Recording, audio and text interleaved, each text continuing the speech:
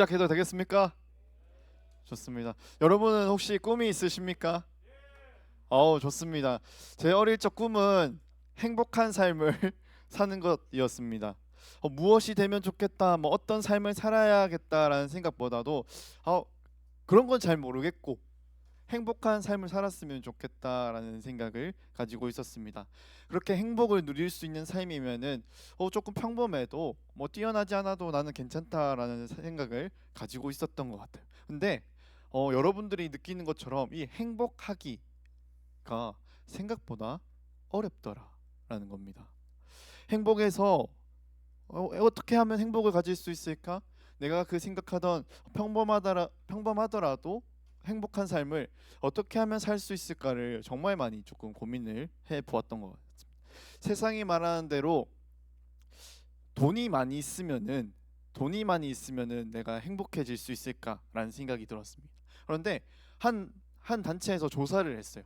어느 나라가 제일 행복한지 조사를 했는데 놀랍게도 선진국이 가장 행복한 것이 아니라 가장 돈이 없는 나라, 가장 가난한 나라가 가장 행복하더라라는 조사 결과가 있었습니다.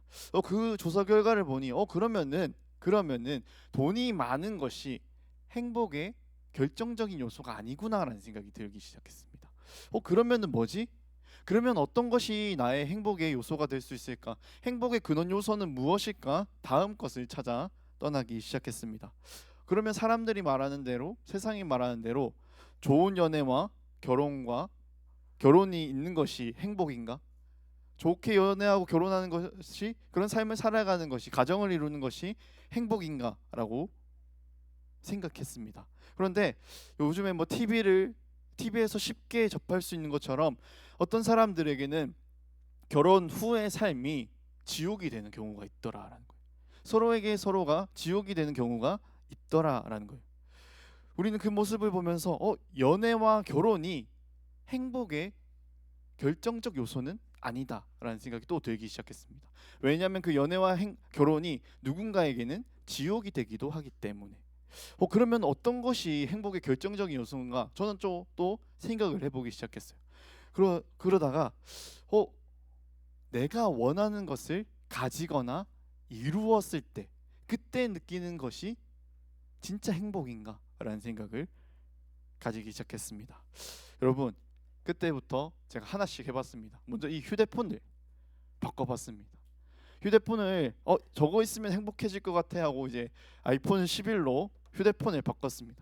휴대폰을 바꾸고 나니까 이 패드는 아니에요. 이전 패드가 너무 안 좋아 보이는 거예요. 너무 악보도 너무 작아서 안 보이고 얘가 내 삶을 참 불편하게 만드는 것 같다.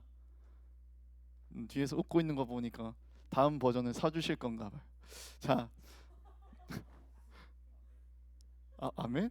자, 이 패드가 갑자기 불편하게 보이기 시작하는 거예요. 이 패드만 바뀌면은 더욱더 윤택한 삶을 살고 더 행복해지지 않을까라는 생각이 들었습니다. 그래서 어, 졸업 겸 입학 겸 생일 겸 겸겸겸 미래의 목사가 어차피 될 거니까 겸겸겸해서 2년 전인가 그때 샀어요. 받았습니다. 그래서 이제 행복해질 수 있을까 했는데 3일 지나니까 그렇게 행복하진 않더라고요. 막 3일 동안은 너무 애지중지 소중하게 다뤘는데 3일 지나고 나니까 이 패드도 던져놓고 잘 살더라고요. 그리고 이 모든 걸 이제 다 가졌나라고 하니까 또 몇 년이 지난 거예요. 다시 뭐가 보일까요? 얘가 고장이 안 나. 바꿔야 되는데 고장이 안 나요 지금. 이게 계속 돌면서 계속 내가 가지지 못한 거, 더 좋은 것들을 계속 바라보게 되더라고요. 저는 그걸 보면서 이게 행복인가? 라는 생각이 들기 시작한 거예요. 내가 원하는 것을 가졌을 때 뭐 잠깐은 행복한 것 같아요. 잠깐은 채워진 것 같은데 그것이 진짜 행복은 아니더라라는 것을 제가 발견했습니다.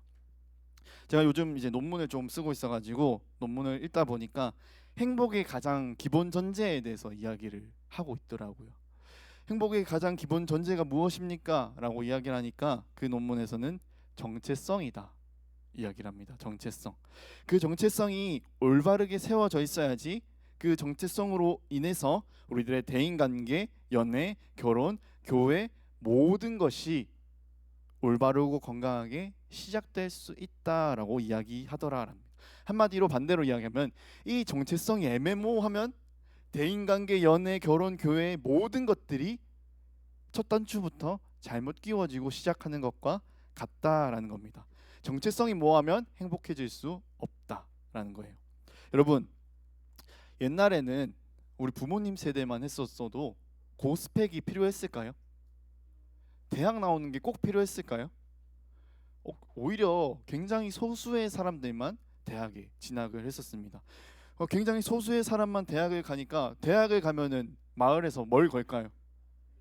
블랙카드 현수막, 우리 아들 어디 갔다 팍 걸고 합니다. 근데 여러분 여기 있는 대부분의 분들이 대학 가셨잖아요. 어떤 분들은 대학원, 대학교를 가셨는데 대학 갔을 때 현수막 부모님이 걸어 주시던가요? 갈 것 같다 라고 생각하죠. 더 좋은 데 갈 수 있었는데 왜 못 갔냐 하기도 하고, 뭐 그런 이야기들이 있었을 수도 있습니다. 이제 지금 시대에는 대학을 당연히 가야 되는 거라고 생각하기 시작했다라는 거예요. 그런데 모두 옛날에는 이제 일찍 취직하고 일찍 결혼하고 출산을 일찍 해서 조금 이른 나이들, 지금 우리가 생각하면 이른 나이에 결혼을 하고 가정을 이루는 게 어떻게 보면 보편적이었습니다. 그런데 지금은 너무 다르다라는 거예요. 지금은 대학을 다 나오셨잖아요. 거의 대부분 나오셨잖아요. 근데 대학을 나왔다고 해서 취업이 쉽던가요? 어렵습니다. 대학을 나오고도 그 사회에서 우리에게 요구하는 뭐 자격증이라든지 그 스펙이 너무 높아져 있어요. 우리는 또 졸업을 하고 나서도 그것을 채우기 위해서 노력을 해야 되는 시대가 됐다라는 겁니다. 그러고 나니까 우리의 취업이 당연히 늦어지게 된 거예요. 취업이 늦어지니까 연애와 결혼을 꿈꿀 수 있을까요? 결혼할 때 집, 차 뭐 어느 정도 재정 있어야 된다고 우리 대부분 생각하잖아요. 그러니까 이 취업이 밀리니 자연스럽게 결혼이 밀리고, 결혼이 밀리니 출산이 밀리고, 쭉쭉쭉 밀리게 되었다라고 합니다. 그리고 그 논문에서는 이렇게 말해요. 이 모든 것이 밀리게 되면서 지금 우리 이 청년 시기에 이 2030 세대가 참 정체성이 모호해지게 되었다. 뜬구름 같은 그런 상태가 되었다라고 이야기를 하더라라는 겁니다. 여러분, 대학을 나와도 이제 취업하기 어려운 시대, 행복하기 어려운 시대에 우리는 살고 있습니다. 그리고 앞으로 기술이 너무나도 발전해서 지금보다 더 높은 스펙과 기술과 이런 것들을 여러분한테 요구하기 시작할 것입니다. 이제 모든 것들이 더 뒤로 밀릴 수 있습니다. 우리는 이렇게 행복하기 참 어려운 시대를 살아가고 있는데, 이 정체성이 확립되지 않은 상태로 이 세상을 살아가려고 한다면 굉장히 오랜 기간 동안 불행한 상태가 되는 거예요. 행복이 내 삶에 없는 상태가 굉장히 오래 이어지게 된다라는 겁니다. 이렇게 행복이 없는 상태, 불안이 내 안에 가득한 상태로 삶을 살아가다 보면 내가 뭘 찾게 될까요? 행복이 어디 있을까? 내가 이 시대를 공허한 마음을 채우려면 내가 뭘 해야 될까? 뭐가 나한테 필요할까를 우리가 고민하게 되더라라는 겁니다. 그러니 여러분, 내가 어떻게 하면 행복을 찾을 수 있을까를 외부에서 찾기 시작한다라는 거예요. 돈에 행복이 있나? 돈을 열심히 벌어야 돼. 모든 것을 내려놓더라도 돈이 1순위야 라고 생각하기 시작합니다. 쾌락에 행복이 있나? 쾌락을 느낄 수 있는 게 뭐가 있지 하면서 그것들을 막 해보는 거예요. 친구에게 행복이 있나? 친구에게 모든 걸 쏟아보는 겁니다. 다른 어떤 것에 행복이 있을까? 그것을 찾아 떠나기 시작한다라는 겁니다. 그런데 여러분, 오늘 본문에 바울이 본 아테네의 모습이 약간 이런 모습들이었습니다. 모든 사람들이 외부에서 행복을 찾으려고 하는 거예요. 어디에 행복이 있나 그것을 찾으려고 막 나아가기 시작. 그렇게 막 자기들이 외부에서 찾으려고 하니까 다양한 철학들이 생겨나기 시작했습니다. 많은 학파들이 나오게 됐어요. 바울은 그런 모습들을 보면서, 그런 모습들을 딱 바라보면서 이 모든 것들이 우상이다라고 이야기를 합니다.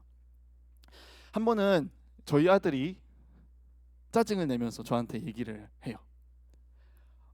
엄마 아빠 싫어. 나는 우리 집에 안 살고 할머니 할아버지 집에서 살 거야. 이렇게 얘기를 하는. 듣는 제 마음이 어땠을까요? 이 금방 진 자식이 하면서 이제 우리 애는 집에 있으면 이제 엄마 아빠가 안 된다, 그거는 하면 안 된다 하는 것도 많고 잔소리하는 것도 많고 안 사주는 것도 많은데 할머니 할아버지 집에 가면은 다 해. 뭐 필요해? 장난감 가지고 싶어? 뭐 먹고 싶어? 다 해주잖아요.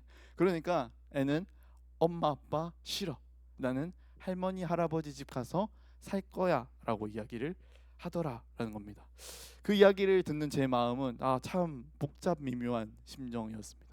얘를 한 대 쥐어 박아야 되나, 뭐가 좋은지 진짜 모르나, 그런 생각들이 엄청나게 많이 들었습니다. 근데 여러분, 성경에서는 죄를, 하나님을 벗어난 것을 죄라고 이야기합니다. 하나님을 딱 바라보고 있는 것이 아니라 다른 것들을 바라보기 시작하면은 그것이 죄다라고 이야기를 한다라는 거예요. 우리는 때때로 그리스도인으로서 살아가면서 불평불만을 이야기합니다. 하나님, 지금 내가 행복하지 않은 것 같아요. 뭐가 없는 것 같아요. 제 행복은 어디 있나요? 계속 질문을 하면서 가다가 우리들 시선이 하나님을 벗어나는 경우가 있다라는 거예요. 외부에서 그 행복을 찾는 때가 생기더라라는 겁니다. 근데 성경은 그것을 죄라고 이야기하는 거예요. 우리들의 시선이 계속 외부에서 찾다 보니까 다양한 것들이 지금도 생기는 거예요. 돈, 물질 만능주의, 스펙, 외모 지상주의, 워라벨, 욜로, 딩크족, 이런 다양한 것들이 지금도 동일하게 생겨내고 있다는 거예요. 왜냐? 그렇게 해야 내 삶이 행복하다, 그렇게 사는 것이 진짜 행복일 것이다, 그렇게 생각하기 때문에. 여러분, 근데 우리가 한 번쯤 생각해 봐야 돼요. 지금 이 시대, 성경의 그 시대와 지금 이 시대를 바라보면서 하나님은 어떤 마음이실까요? 하나님은 어떤 마음이실까요? 하나님, 지금 여기에는 행복이 없는 것 같아요. 지금 하나님 집에서는 뭐 안 해주시고 내가 가진 게 없는 것 같아요. 그러니까 내가 행복하지 않는 것 같으니까 밖에 있는 거, 다른 거 바라볼게요. 다른 집 내가 지금 갈게요 라고 우리는 이야기하고 있는 거라는 겁니다. 여러분, 근데 우리가 생각을 해보죠. 아들이 제게 그렇게 말했을 때, 할머니 할아버지 집에서 살 거야 라고 이야기했을 때, 그래 가서 살아라 하면서 보냈어요. 걔가 며칠을 행복할까요? 며칠? 길게 봐야 한 3일 정도. 할머니가 할아버지가 3일 정도 맛있는 거 사주겠죠. 장난감 사주겠죠. 근데 할머니 할아버지가 계속 사줄 수 있을까요? 할머니 할아버지는 화나는 일이 없으실까요? 하루 못 가실 거라 장담합니다. 같이 살게 되면은 좋아 보였던 그 모든 것들이 허상이라는 걸 알게 돼요. 불편하거나 어렵구나, 집 나가면 고생이다 라는 것을 본인이 알게 되는 거예요. 나가면 행복이 있을 것 같았는데, 저렇게 살면 내 마음 채워질 수 있을 것 같았는데 그렇지 않다라는 걸 우리가 발견할 수 있다라는 겁니다. 여러분, 잠깐의 그 즐거움 후에는 더 큰 공허함이 찾아와요. 더 큰 외로움과 더 큰 혼란이 우리에게 찾아오더라라는 겁니다. 여러분, 우리가 진짜 행복하려면 하나님 안에 있어야 됩니다. 하나님의 자녀라는 그 정체성을 우리가 토대로 삼아야 돼요. 그거로부터, 그 하나님의 자녀라는 그 정체성으로부터 우리는 취업을 고민해야 됩니다. 하나님의 정체성이란 그거 하나 가지고 연애를 생각해보고 결혼을 생각해보고 나아가야 된다라는 겁니다. 여러분, 우리가 그렇게 하나님의 자녀라는 그 토대 위에서 이것들을 해나갈 때 우리의 마음이 채워지고 행복을 느낄 수 있다라는 겁니다. 여러분, 어쩌면은 너무 지겹게 들은 말일 수도 있어요. 지금 이제 막 영유치부에서부터 아동부, 중고등부 애들까지도 하나님의 자녀예요, 하나님의 자녀예요 막 이야기하기도 하거든요.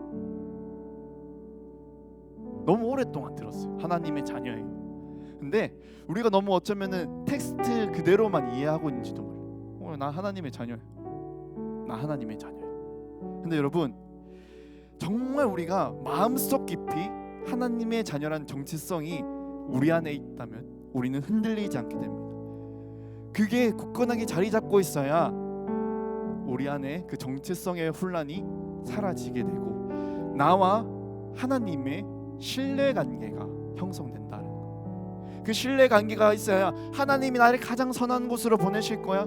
지금 내게 아무것도 주어져 있는 것 같지 않지만, 하나님이 나를 막 푹 담가 놓은 것 같지만, 그 하나님이 나를 다시 일으켜 세우실 거야. 나를 다시 행복의 자리로 갈 수 있게 발견하게 하실 거야. 아무것도 내 삶에 주어지지 않은 것 같은데 그 내 삶에 있는 것들을 하나님이 다시 보게 하실 거예요. 여러분, 우리는 그 정체성, 그 하나님 자녀로서의 하나님과의 신뢰관계를 중심으로 우리 지체들과 교제할 수 있게 됩니다.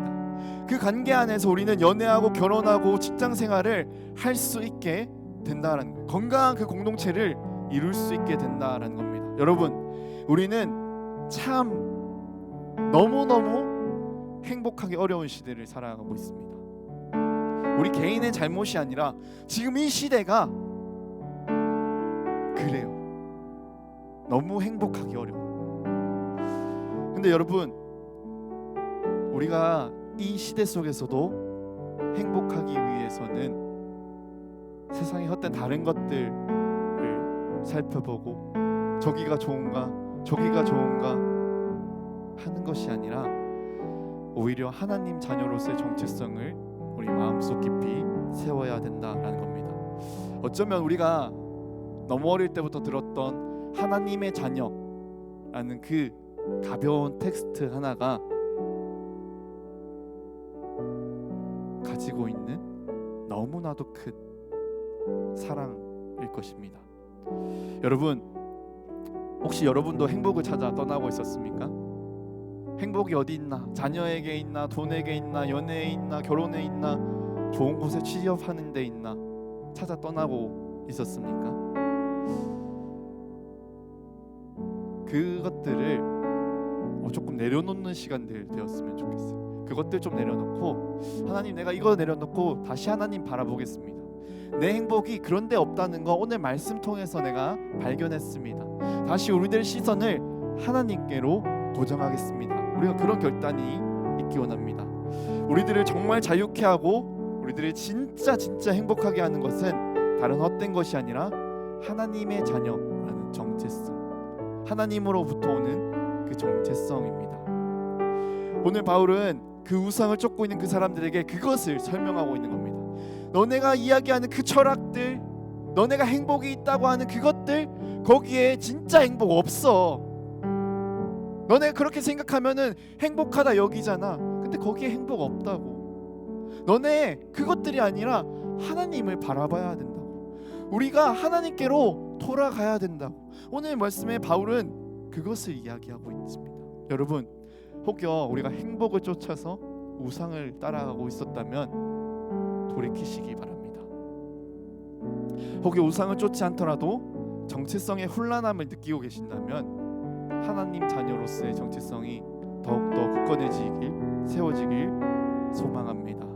그때 여러분의 삶은 진정한 행복으로, 기쁨으로 넘치게 될 겁니다.